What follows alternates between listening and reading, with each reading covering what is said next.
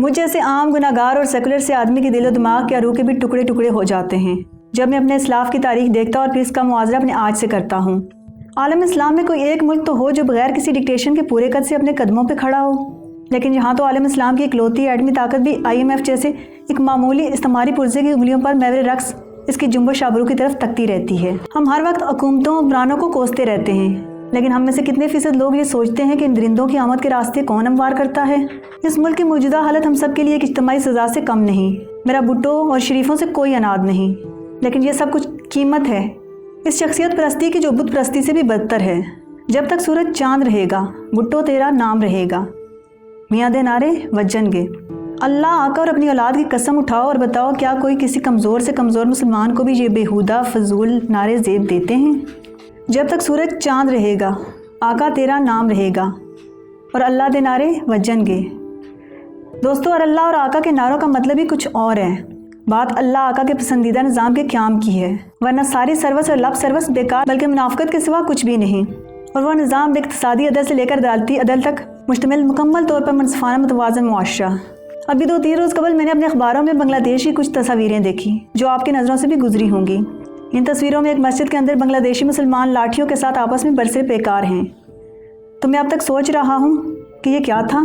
ادھر یورپ تقریباً 300 سال ٹامک ٹوئیاں مارنے کے بعد بالکل مختلف معاشی بنیادوں پر استوار ہو رہا تھا۔ صرف اضافی زرعی پیداوار پر انحصار کرنے کی بجائے یورپ کی بنیاد ٹیکنالوجی اور سرمایہ کاری ہو چکی تھی، جس نے مغرب کو اپنے وسائل میں لامحدود اضافے کے قابل بنا دیا۔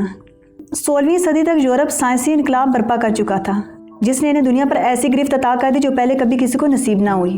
صنعت و عرفت، زراعت، طب، جہاز رانی، اسلحہ سازی، نت نئی دریافتیں ہو رہی تھی جو مزید ایجادات اور دریافتوں کو جنم دینے کا سبب بن رہی تھی، اور معاشرہ زیادہ سے زیادہ سائنسی ہوتا چلا جا رہا تھا، جس کا نتیجہ 19ویں صدی کے عظیم صنعتی انقلاب کی صورت میں سامنے آیا۔ مغربی معاشرہ بار بار ماضی میں جھانکنے، ماضی سے مدد مانگنے کے بجائے مستقبل میں جھانکنے اور مستقبل کو موم کی ناک بنانے کے فیصلہ کن مرحلے میں داخل ہو چکا تھا۔ معاشرے میں جدیدیت کا مطلب فکری اور سماجی تبدیلی ہوتا ہے۔ ہر نئی ایجاد نئے رویے اور ضروریات بھی ایجاد کرتی ہے۔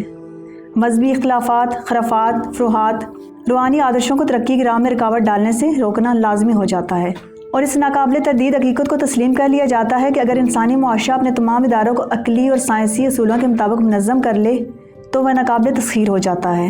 لیکن ہمیں تو وہ اپنے منحوس کرنٹ افیئرز ہی نہیں سنبھلے دے رہے جن میں کوئی کرنٹ ہی نہیں۔ ہمارے مسائل میں بلاول، مریم، مولانا، مہنگائی، قابل کابینہ کی تلاش، قرضوں کی قسطوں کی ادائیگی، postings, transfers, commissions, kickback, مفرور نیلسن منڈیلے، تحریکیں، لانگ مارچ، گالم گلوچ، بے مغز ٹاک شوز اور بڑکیں۔